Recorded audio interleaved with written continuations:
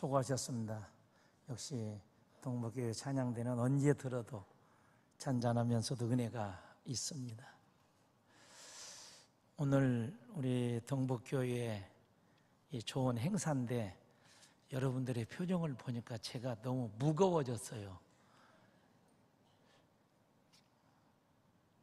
그래서 무거운 짐을 진 것처럼 그런 분위기 같아서 제가 조크 하나 하고 시작하도록 하겠습니다. 3살짜리, 4살짜리가 소꿉장난을 하면서 엄마 앞에서 재밌게 놀아요. 재밌게 놀면서 뭐라고 하는 거니? 야, 우리 결혼하자 하고 놀아요. 그래? 결혼할까? 그러니까 엄마가 야 이놈들, 너희들이 뭐 한다고 벌써 그런 얘기하냐? 그러니까 3살, 4살짜리 먹은 이 애기들이 뭐라고 한 줄 아세요? 우리가 한두 살 먹은 애기입니까?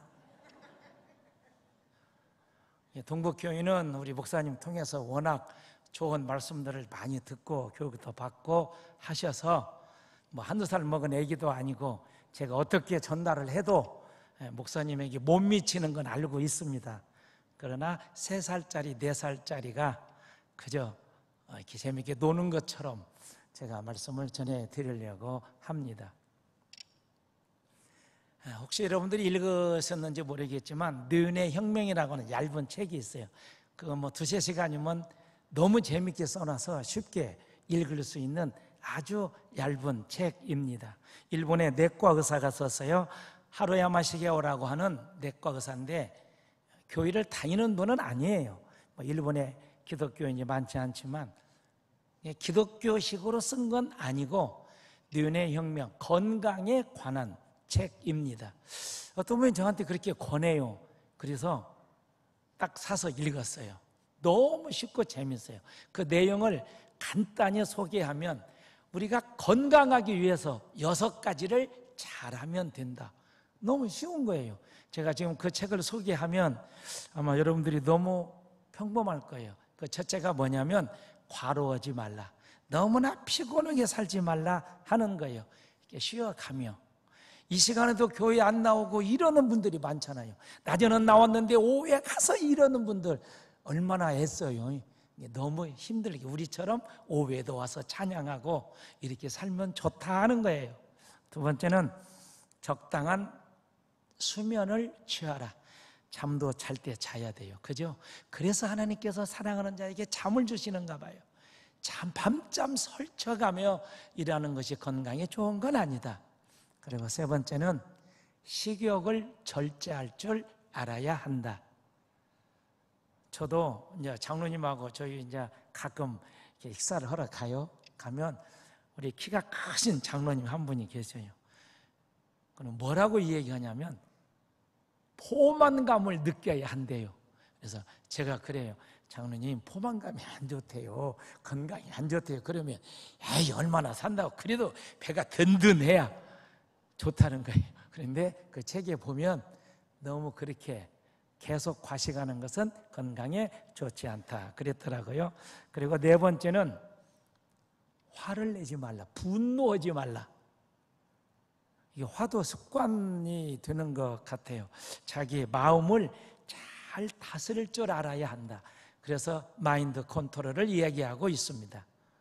내가 나를 차지하지 못할 때 내가 화를 내야 할 장소인지 아닌지 구분하고 화를 내고 제일로 못난 남자가 누구냐? 아내한테 화낸다고 그래요. 그래서 제가 어떤 때 이 얘기를 하고 좀 내가 화를 냈더니 화내지 말라며 하고 뭐라고 하더라고요. 화를 자주 내면 건강에 안 좋다 그랬습니다. 우리 그리스도인들은 넉넉한 여유 있는 넓은 마음을 가지면 참 좋겠다. 성경에 나와 있는 대로. 그리고 5번째는 계속적인 두뇌 활동을 하라 그랬습니다. 멍하니 있지 말고. 그래서 어떤 분은 아침에 조간신문이 오면 처음부터 끝까지 광고까지 다 읽는데요. 그것도 좋은 방법이에요. 근데 우리 그리스도인들은 거기에 플러스 하나 해야 되는데 성경을 읽으면 됩니다. 아니면 찬양을 하면 아주 좋습니다.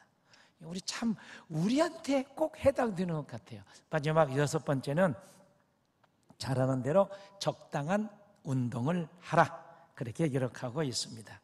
자기 나이와 신체에 맞게.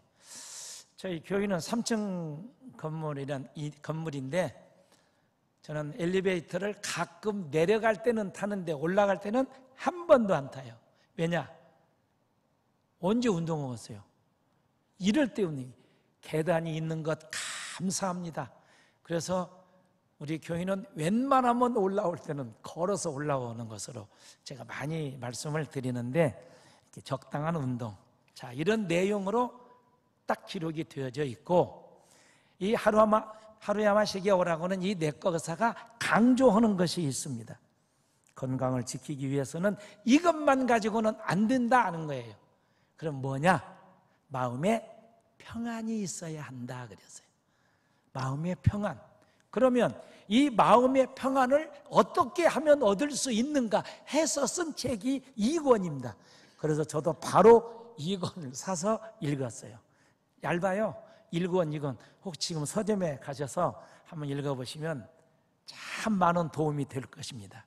거기는 그렇게 말하고 있습니다. 우리가 마음의 평안을 얻으려고 하면 여러 가지 있는데 딱 엑기스로 말하면 2가지입니다. 하나는 아무런 조건 없는 봉사, 조건 없는 무조건적인 봉사, 이것이 마음의 평안을 가져다 준다 그랬습니다. 또 하나는 아무런 대가, 보상 심리가 없는 희생적 봉사, 그럴 때 마음의 평안이 있다 하는 것입니다. 자, 여러분 어떻게 생각하십니까? 꼭 이분이 교회를 다녔더라고 하면 성경에 대한 이야기를 전부 했을 것인데 기독교 신앙을 모르기 때문에 일본의 내과 의사로서 쓴 책입니다.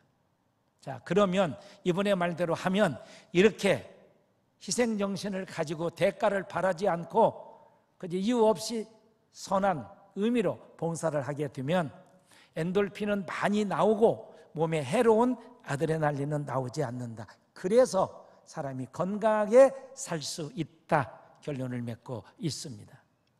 저는 이 책을 보면서 그렇다. 이건 교회에서 우리가 하는 거예요. 그죠?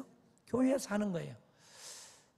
저희 교회 점심 식사를 이렇게 조를 짜놨어요. 조별로 1년에 2번씩 하도록 짜놨어요. 그런데 너무 재밌는 거예요. 여러분 여기서 딱 낮예배 드리고 저희 교회 와서 한번 점심 식사 하신다고 하면 제가 잘 대접해 드리겠습니다. 우리는 주일마다 잔치하듯이 해요. 너무 맛있게 하는 거예요. 근데 그분들이 이게 조를 짜 놓으면 내 조 때 어떻게 밥을 해야겠다 미리부터 이렇게 준비하고 하는 모습을 봐요. 참 애써요. 제가 가서 참 고생들 하십니다. 수고하십니다. 감사합니다. 인사를 하면 이걸 통해서 오히려 기쁨이 충만하다 하는 것입니다. 그렇습니다. 교회에서는 아무런 대가를 바라지 않고 희생적인 자세로 봉사하는 분들이 대부분 보면 건강하다 하는 걸 느낄 수 있습니다. 오늘 은퇴도 하시고 안주 집사한번 임직도 하시고 또 취임도 하시고 명예권사로 초대도 받으시는데 우리 여기 꽃을 타신 분 말고 이분들을 중심으로 해서 오늘 이 자리에 참석한 우리 모두에게 오늘 주시는 말씀은 31절을 볼 필요가 있습니다. 이렇게 기록하고 있습니다. 너희가 먹든지 마시든지 무엇을 하든지 하나님의 영광을 위하여 하라 하는 거예요. 교회에서 아주 중요한 내용입니다. 내가 무엇을 하든지 지금 우리가 교회에서 하는 모든 일들은 하나님의 영광을 위한 일들이 되어야 합니다. 개인에게나 집단에게나 아닙니다. 먹든지 마시든지 하나님의 영광을 위하여 하라. 제가 이제 우리 4월 14일 임직 예식이 있습니다. 임직자들이 참 많아요. 그런데 제가 이제 지난번 교육을 하면서 이 얘기를 했어요. 그랬더니 안수 집사 임직받을 부인이 저한테 왔어요. 목사님, 저는 이제 기도문을 자신이 없으면 쓰라 하거든요.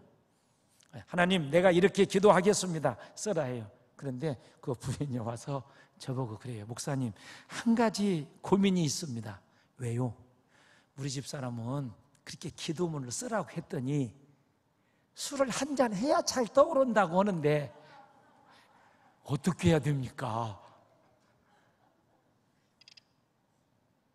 제가 먹든지 마시든지 하나님의 영광을 위해서 허락했더니 그분은 술을 한 잔 하면 잘 떠오른대요. 이제 대답은 여러분들이 하시면 됩니다. 교회에서 하는 모든 행위는 어떻게 해야 됩니까? 하나님의 영광을 위하여. 그리고 32절에 이렇게 기록합니다. 유대인에게나 헬라인에게나 하나님의 교회나 거치는 자가 되지 말라 그랬습니다. 유대인, 헬라인, 교회 딱 구분해 놨어요. 자, 그 당시의 상황으로 보면 어떻게 말할 수 있어요? 택한 사람이든 믿지 않는 사람이든 이렇게 말할 수 있는 거예요. 교회 안에서건.